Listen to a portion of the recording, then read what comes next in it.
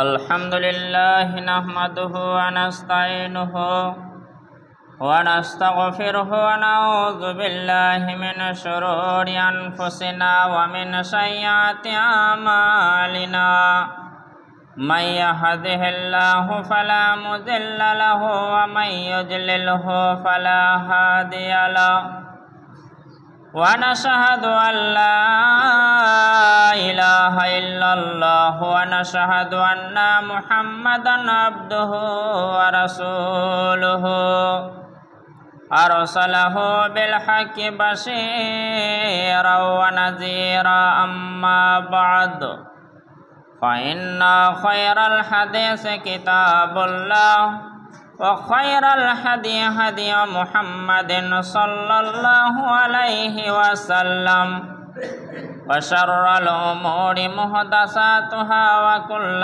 محدثة بدعة وكل بدعة ضلالة وكل ضلالة في النار من يطع الله ورسوله فقد رشد ومن يعصمها فإنه لا يجر إلا نفسه فقد قال الله تعالى فأعوذ بالله من الشيطان الرجيم بسم الله الرحمن الرحيم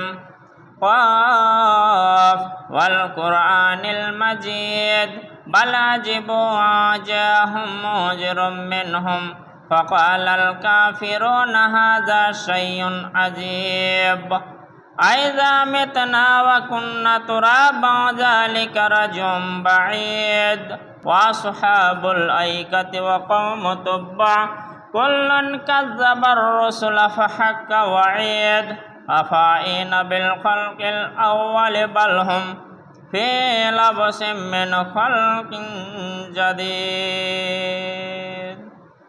بارك الله لنا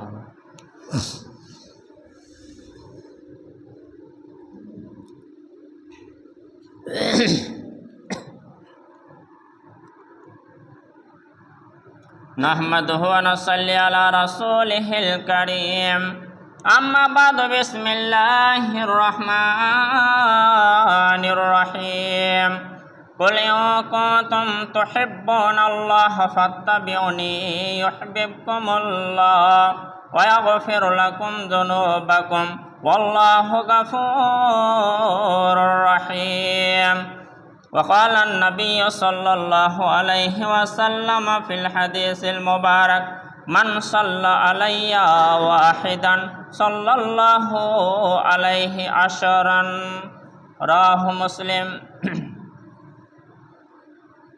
সমবেত উপস্থিত কর্মত্যাগী অর্থাৎ আজকে জুম্মার নামাজ সেই জন্য কাজকর্ম ছেড়ে দিয়ে মসজিদে উপস্থিত হয়ে গেছি। তাই যেহেতু আল্লাহ তাআলা আমাদের একটা আসার সুযোগ দিলেন বা তৌফিক দিলেন, আল্লাহকে একবার কৃতজ্ঞতা জানাই, সকলে বলি আলহামদুলিল্লাহ। তারপরে পরে রহমতুল্লিল আলামিন যিনি এসে সারা বিশ্বের মানুষের মঙ্গল কামনা করে গেলেন, বিশ্ব মানবতার মুক্তির দিশারি তাজদারি মদিনা জনাব আহমদ মুজতবা মুহাম্মদ মুস্তফা রাসূলুল্লাহ, একবার সকলেই বলি সাল্লাল্লাহু আলাইহি ওয়াসাল্লাম। তার উপরেই দরুদ সালাম আল্লাহ তাআলা কিয়ামত পর্যন্ত বর্ষণ করেন। আল্লাহুম্মা আমিন, আল্লাহুম্মা সাল্লি আলাইহি ওয়া বারিক আলাইহি। মুসল্লিবর্গ, কোরআনুল কারীমের একটা মূল্যবান আয়াত আপনাদের সামনে তেলাওয়াত করলাম এবং সহিহ মুসলিম থেকে একটা হাদিস তথা আল্লাহ রাসূল সাল্লাল্লাহু আলাইহি ওয়াসাল্লামের বাণী আপনাদের সামনে পাঠ করলাম।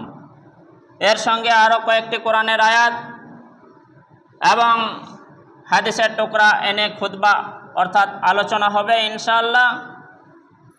তবে আজকে যে বিষয়ের ওপর খুতবা দেব আমাদের খুবই দরকার বা প্রয়োজনীয়। যদি মনে করি আমাদের রাসূলুল্লাহ সাল্লাল্লাহু আলাইহি ওয়াসাল্লামের সঙ্গে সুসম্পর্ক থাকুক, তাহলে বলে রাখি এই আলোচনার কোনো বিকল্প নেই। যে আলোচনা হবে একটু ধ্যান মন দিয়ে শুনুন, আর ইনশাল্লাহ নিয়ত করব সামনে জুমা শুক্রবার থেকে আমল করতে থাকবে ইনশাআল্লাহ। নবী সাল্লাল্লাহু আলাইহি ওয়াসাল্লামের উপর ভালোবাসা এবং দরুদ বা সালাম পাঠ করা, তার কি ফজিলত।